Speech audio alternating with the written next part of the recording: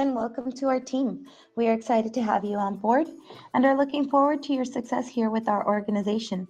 Now, before we have you start in your department, we would like to make sure you have the proper training and provide you with the tools you will need to be successful in your position. I will be guiding you through different trainings covering our policies and procedures, our operations, and our expectations. Our first training module will be applying as an applicant online. Now let's get started. We will first direct the applicant to our website at fullsteamstaffing.com. Click on Job Seekers. Go to Apply Now. Click I need to register. Select the branch and the entity that they will be applying for. Next. The username and password. Make sure that they actually choose something that's very simple to remember, as they will be needing it to log back in multiple times into the system. We don't want them forgetting.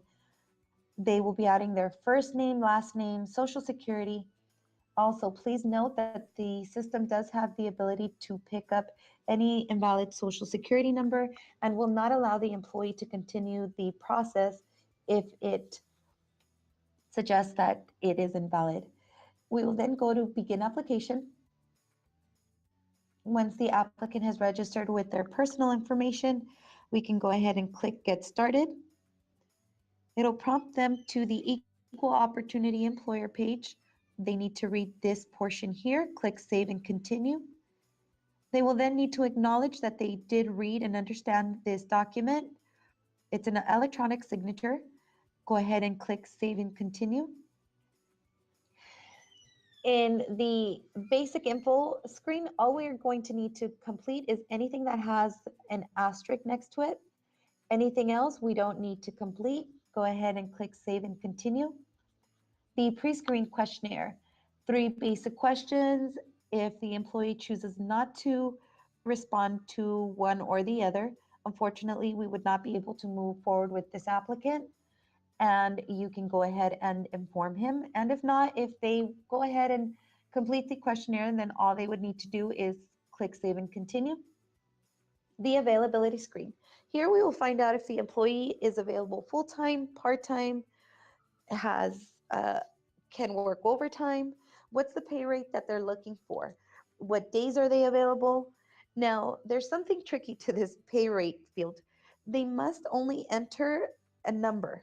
They can't enter any symbols. If not, it won't accept the dollar amount. Let's click Save and Continue. Education history is not a required field. If they have it, great. If they don't, they can just move on. Go ahead and click Save and Continue. Additional qualifications, any certifications they've received from a trade school, any military training background, they can go ahead and list in this screen. Then we will go ahead and click Save and Continue. Work history. This is a mandatory field.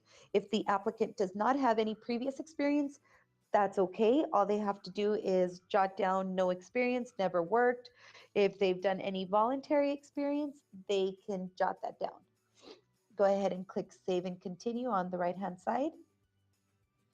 If they do have the experience and they have more than one, they can click Add Work History here, and it will pop up with a clear screen. They can add all the information needed. Click Save and Continue. The skill section. Now here they have the ability to select different categories. You know, if this employee has had forklift experience, general office experience, pallet jack, are they bilingual? So have them click both experience and language. Click Save and Continue. Here is where they will list how much experience they have: a year, 2 years, 6 months, 2 months. Make sure that they're thorough. When you sit back down with them as you're meeting with them, you go through all of these fields. Click Save and Continue. References. We like to have references because we want to be able to check in and find out what is this applicant all about, whether it's, you know, previous employers, a friend. We want to know who we're putting out and who we are opening our doors to. Okay, so now we are going to click Save and Continue. If they have more than 3 references, great, add reference, click save and continue. Contact information. Let's make sure that this emergency contact field is completed. There's times where employees, we're not able to get a hold of them.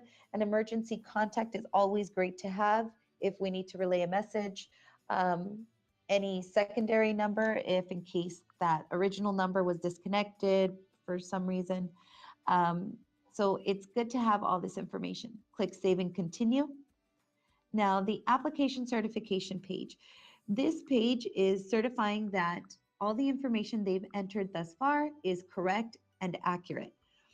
They can either type in their initials, lowercase or uppercase.